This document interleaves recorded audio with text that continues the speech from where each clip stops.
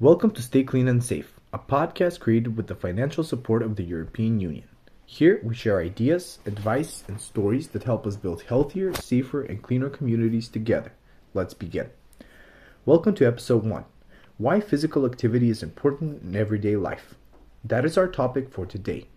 Today we are speaking with Elizabeth, a youth worker in Youth on Board and an IT specialist, and with Violeta Peev, a professor and former coordinator at the private school Saba in Stip.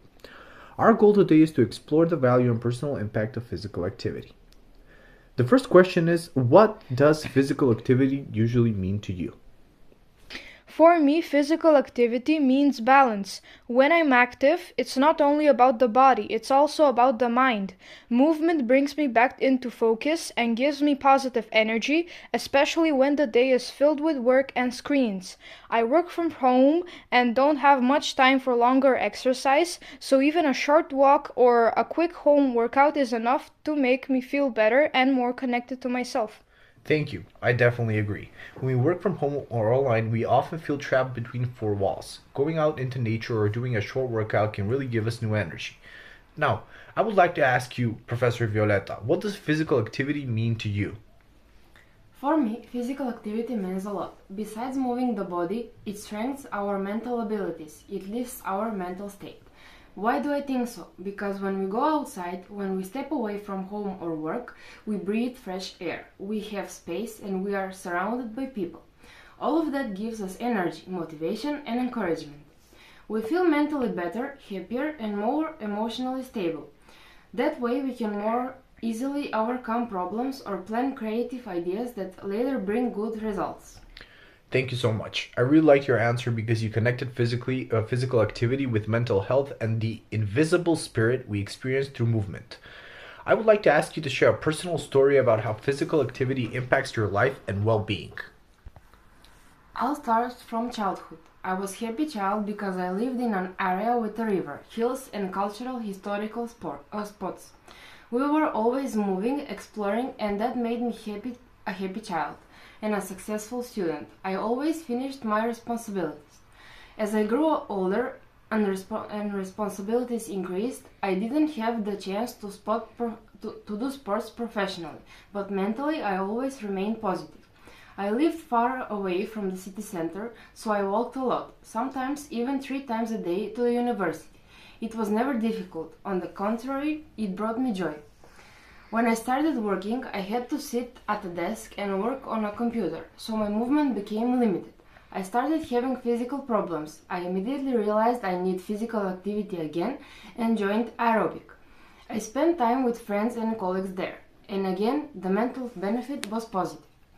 I had a break for a while, but later I started going to the swimming pool in the summer. For 3 years after the pandemic, I swam regularly. It affected me extremely positively, both physically and mentally, bringing me joy, energy, and happiness. People often ask me, where do you get so much energy? And I tell them, from walking in the sun. Thank you. I'd like to ask you the same question, Elizabeth. Can you share a story or example of how physical activity influences your life and your well-being?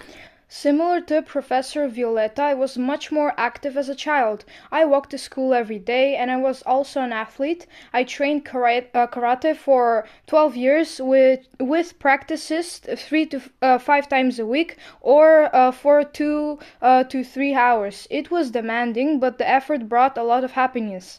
The success that come from the sports and highly being physically active make you feel fulfilled.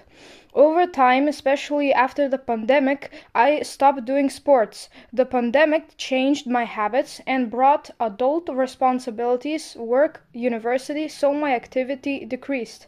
But now I try every day to stay active, whether it's a walk with my dog, a home workout, or stretching during work breaks. I always try to move. By the end of the day, I feel happier, more satisfied, and overall better. I completely agree. I mean, even a small amount of physical activity helps me a lot, even sleeping better at night. So, as a young person, what do you think are common misconceptions that young people have about physical activity? Well, one common misconception is that physical activity must be intense or expensive to be worthwhile. In reality, continuity is what matters the most, and feeling that you are doing something good for yourself.